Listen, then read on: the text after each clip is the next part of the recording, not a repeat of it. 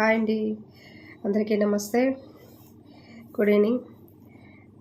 ఈరోజు నేను చెప్పబోయేటువంటి అనిపించేటువంటి ఒక అంశము. ఒక క్లయింట్ అంటే నాకు తెలిసినటువంటి వాళ్ళు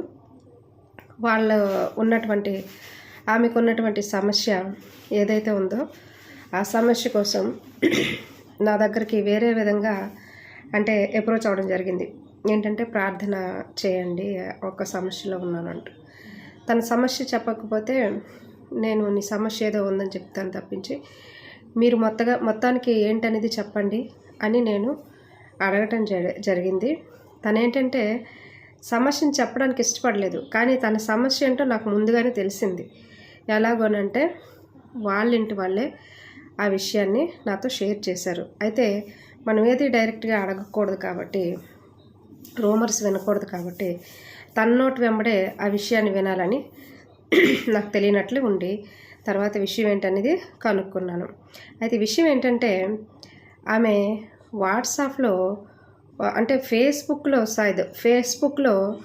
ఒక మెసేజ్కి కనెక్ట్ అయ్యి అది కాస్త ప్రేమాయణానికి దారితీసింది. ఫేస్బుక్లో కనెక్ట్ అయినటువంటి వ్యక్తి ఏమైనా ఆడియో కాల్స్ నార్మల్ కాల్స్ ఏమైనా మాట్లాడుతున్నారా అని అంటే అలా లేదంట. ఓన్లీ వాట్సాప్ కాల్సే మాట్లాడుతున్నారంట. వాట్సాప్ చాటింగ్స్లోనే ఉన్నారు. ఈ చాటింగ్స్లో ఉండడము లేదా ఆడియో కాల్స్లో ఉండడం మాత్రమే జరుగుతుంది. అయినప్పటికీ దీని ఫ్యామిలీని విడిచిపెట్టేసి పిల్లల్ని విడిచిపెట్టేసి తనతో వెళ్ళిపోవాలన్నంత పిచ్చిగా తను మారిపోయిందంట. తనేమంటుందంటే నా లైఫ్ని కూడా వదులుకొని వెళ్ళిపోవడానికి సిద్ధపడుతున్నాను, ఈ పరిస్థితిలో నేను ఏం చేయాలో నాకు అర్థం కావటం లేదంటూ విషయం మాట్లాడారనమాట. తప్పో ఒప్పో తెలియదు, తను చేస్తుంది తప్పే కదా. అయితే ఆ విషయాన్ని బట్టి తను పీకల వరకు కూడా లోతుల్లోకి వెళ్ళిపోయింది. ఆ పరిస్థితుల్లో నుంచి బయటికి తీసుకురావాలన్నటువంటి విషయాన్ని నేనైతే మామూలుగా తను చాట్ చేసినట్లు చేశాను. డీటెయిల్స్ అన్నీ కనుక్కుంటేను ఆ డీటెయిల్స్ ఆల్రెడీ తెలుసు కదా అన్నట్లే మాట్లాడుతున్నారు అవతల వాళ్ళు. అయితే తనతో ఇప్పుడు ఈ అమ్మాయితో ఏమని మాట్లాడించానంటే, మరి ఈ అమ్మాయికి నేను నమ్మించాలి ఎలాగోనంటే, మనం ఏదో చెప్పి తనని నమ్మించేటి కంటే అది మోసం అని క్లియర్గా అర్థమవుతుంది. ఆ కాల్ అనేది మోసము, అసలు ఏం చేయాలన్నటువంటి ఉద్దేశం అవతల వ్యక్తి నాకైతే తెలియదు. పైగా అది ఇంటర్నేషనల్ కాల్. తనకేం చెప్పానంటే, అవతల వ్యక్తి ఎవరైతే ఉన్నారో ఆ వ్యక్తితో నేను మాట్లాడు, వీడియో కాల్ చేయమని చెప్పా. అయితే వీడియో కాల్లో నిన్ను చూడాలనిపిస్తుందని చెప్పానంటే ఈమె చెప్పడంతో వీడియో కాల్ చేశారు. తిని చేస్తే కట్ చేస్తుండే తన తర్వాత చేయటం మొదలుపెట్టారు. అయితే చేసేటప్పుడు ఎలాగూ తను విజువల్ వచ్చేసి బ్యాక్ ఏదో వీడియో పెట్టేసి ఫేక్ ఐడితో ఎంట్రీ అయినటువంటి ఆ వ్యక్తి ఫేక్ తాలూకా వీడియో పెట్టేసి ఆ వ్యక్తి తనే అని చెప్పి నమ్మించి మరి మాట్లాడుతున్నారు. అయితే తనే మాట్లాడుతున్నారని తిను బాగా నమ్మేసింది. అది నేను అన్నాను, తను మాట్లాడుతున్న మాటకి అవతల వీడియో కాల్లో వస్తున్నటువంటి వాయిస్కి అస్సలు సింక్ అవ్వలేదు. ఫేక్ కాల్, కావాలంటే కాల్ కట్ చేసి మీరు తిరిగి చేయండి అని చెప్పా. మొత్తానికి ఏదైతే ఉంది అవతల ఎలాగో వీడియో వెనక ఆన్ చేసి చేయటం ఇవన్నీ ఉన్నాయి. కొంత సమయం ఇచ్చి కట్ చేసి తిని చేశారు. చేసేటప్పుడు లిఫ్ట్ చేసేసి ఇంకా కాదు, మీ వాయిస్ సింక్ అవ్వట్లేదు, మీరు కరెక్ట్గా మాట్లాడండి అని చెప్పడంతో ఆ వ్యక్తి మరలా మీరు అవుట్ సైడ్కి వెళ్ళి మాట్లాడండి అంటే అవుట్ సైడ్ ఏదో వీడియో ఉండేది ప్లే చేసి మళ్ళీ తిని వాయిస్ వచ్చేసి ఫోన్ దగ్గర నుంచి వస్తుంది. తనకు చెప్పాను క్లియర్గా, ఇంతకంటే నేను ఇంకా నమ్మించలేనమ్మా, ఇది ఫేక్ కాల్, మీకు ఇంతకంటే ఇంకేంటి కావాలి, వాళ్ళు మోసం చేస్తున్నారు, చక్కనైన కుటుంబాన్ని విడిచిపెట్టుకోవడం మంచిది కాదు, కాబట్టి మీరు ఎప్పటికైనా నమ్మండి, లేదనంటే నమ్మకపోతే ఒక మెసేజ్ డ్రాప్ చేయండి ఆ వ్యక్తికి, అటునుంచి ఏం సమాధానం వస్తుందో చూడండి అని చెప్పా. అయితే ఈమె ఇటు నుంచి ఏమైనా మెసేజ్ పెట్టిందంటే,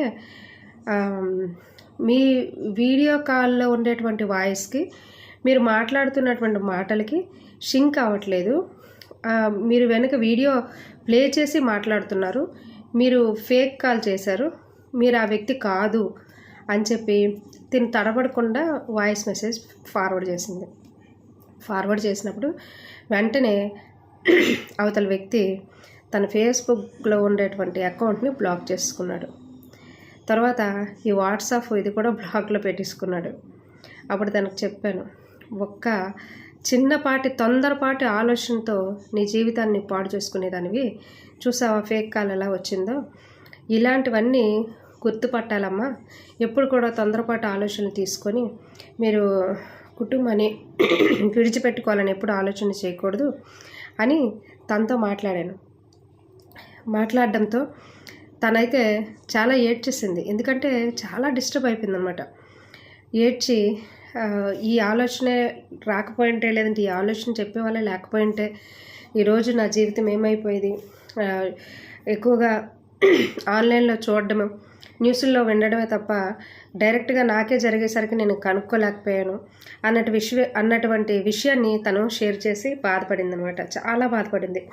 ఇప్పటికైనా తప్పు తెలుసుకున్నావు కదా, ఇంకెప్పుడు అలాంటి వాటికి వెళ్ళొద్దు అని చెప్పాను.